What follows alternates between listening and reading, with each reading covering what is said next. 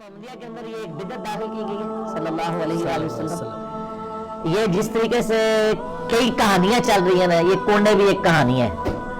اور ظاہر ہے جب بھی کوئی کہانی لانچ کرنی ہوتی ہے امت کے اندر کسی بڑی پرسنالٹی کے ساتھ اسے منسوب کیا جاتا ہے.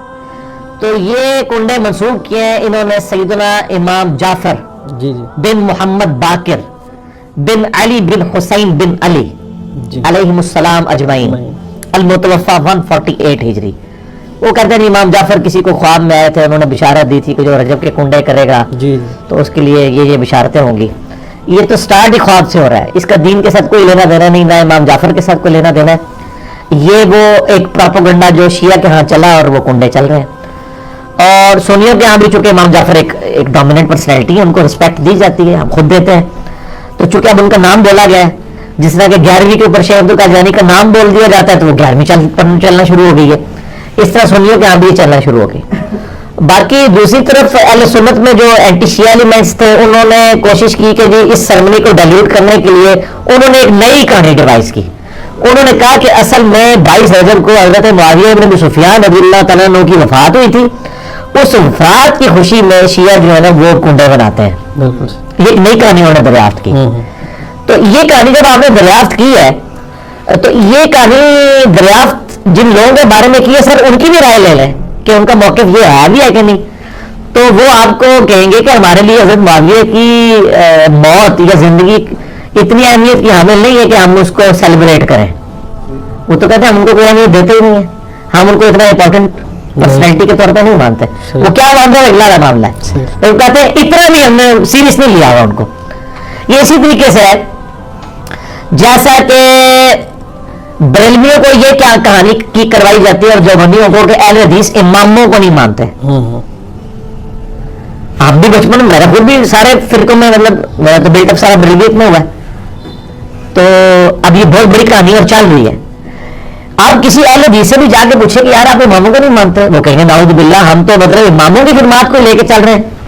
چلے اگر امام حنیفہ رحمہ اللہ سے کوئی اختلاف بھی ہوا کسی مسئلے میں وہ تو الگ بات. باقی جو 3 بڑے فقہ کے امام ہیں, 3 وہ جو کہانی کرا کے بتائے گئے ہیں, یہ تو ہزاروں فقہ کے امام ہیں جن کے نام کتابوں میں ہیں لیکن وہ پبلکلی نہیں چلے. یہ وہ 4 امام تھے جن کو فرقوں نے آپ سمجھ لیں پروموشن کرنا شروع کر دی تو ایک معاملات چل گئے, پارٹیاں مل گئی ان کو. جیسے نبی اسلام کی ایک بیٹی سیدہ فاطمہ کو پارٹی مل گئی, باقی بیٹیوں کو پارٹی نہیں ملی تو وہ بیچاری مشہور نہیں. حالانکہ شیعہ کی معتبر کتابوں کے اندر یعنی نبی اسلام کی 4 بیٹی ہیں. ایران کے شیعہ تو 4 لوگ کہتے ہیں یہ تو انڈاؤٹڈ مسئلہ ہے. یہاں پہ کہانیاں انہوں نے کروائی ہوئی ہیں. ایون سب سے بڑا جو راوی ہے یاسر الحبیب وہ بھی نبی اسلام کی 4 بیٹیاں مانتا ہے, وہ بھی اس کے بھی انکار کرنے کی ضرورت نہیں. ناجر بلایا کے اندر مولا علی علیہ السلام نے حضرت عثمان کو داماد رسول فرمایا. ٹھیک ہے, تو کہانیاں لیکن وہ چل رہی ہوتی ہیں اس طریقے سے. تو وہ ایک کہانی انہوں نے چلا دی اور وہ کہانی ان کی بکنی شروع ہو گئی کہ اماموں کو نہیں مانتے. وہ آپ پہلے دوسرے سے پوچھے آپ اماموں کو مانتے ہیں, وہ کہتے ہیں سر اماموں کو نہ مانے تو ہماری ساری کتابیں ختم ہو جائیں گی.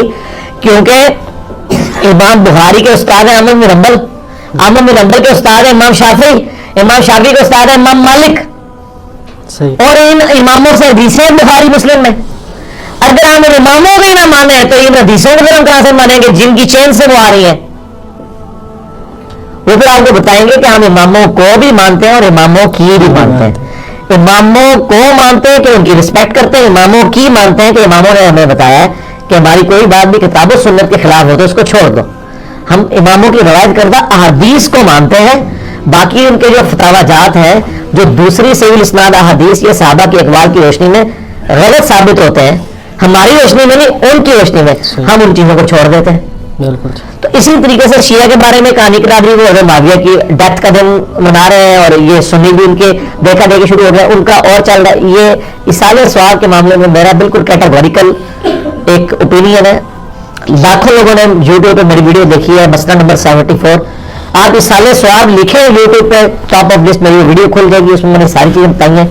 11ویں ہو, میلاد ہو, محرم کی نیاز ہو یا آپ کی رجب کے کنڈے ہوں, ان ساروں کے بارے میں کہ یہ سب کی سب ایکٹیویٹیز دین میں خود سے داخل کی گئی ہیں.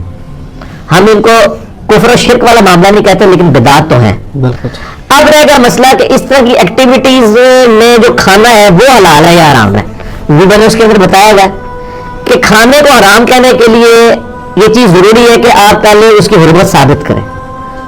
اس میں دو طریقے ہیں, یا تو وہ چیز جو پکائی جا رہی ہے وہ حرام ہے, کوئی خنزیر بنا دیتا ہے تو حرام ہے, یا چیز تو پاک تھی لیکن اس کے ذبح کے وقت ذبح کے زبر کے ساتھ غیر اللہ کا نام لیا گیا بالکل تو وہ پھر بھی حرام ہو جائے گی. تیسرا مسئلہ ہے تقرب والا. تقرب میں اب دو طرح کے آپشن ہے. ایک تقرب یہ ہے کہ کوئی شخص یہ کہتا ہے کہ میں فلاں بزرگ کے اصالے ثواب کے لیے کر رہا ہوں, حضرت حسین علیہ السلام کو ثواب پہنچ جائے, ایک میری طرف سے ہدیہ, تو اس کے معاملے میں بھی ایسا کوئی سختی والا معاملہ نہیں ہے.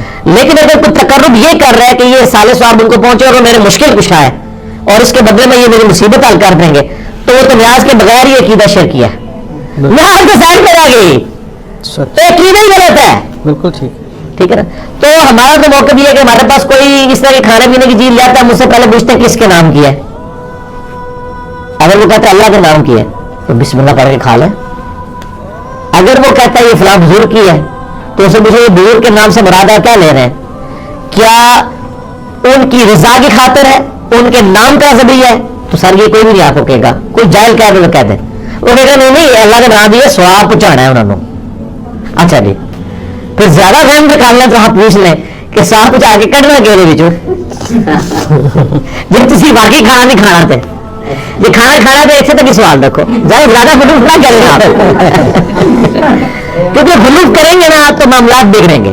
اور یہ میں آپ کو اپنی طرف سے نہیں بتا رہا, صحیح بخاری میں سیدہ عائشہ نے نبی علیہ السلام سے پوچھا یہ کچھ نہیں مسلم میں ہمیں نہیں پتا انہوں نے ذبیحہ صحیح کیا یا نہیں کیا, تو یہ جب کوئی اس طرح کی گفٹ لے کے آتے ہیں ہم کیا کریں, آپ بسم اللہ پڑھ کے کھا لیا کرو.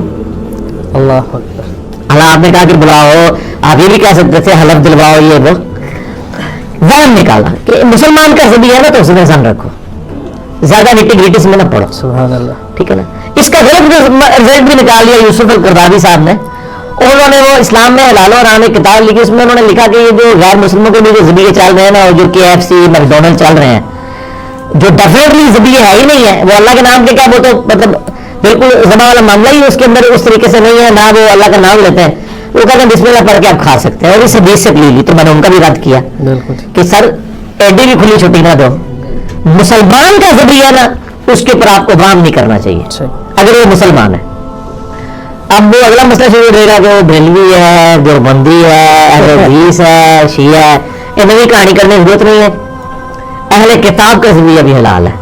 تو اگر آپ ایک دوسرے کو مسلمان ماننے کے لیے تیار نہیں, چلو اہل کتاب ہی مان لو.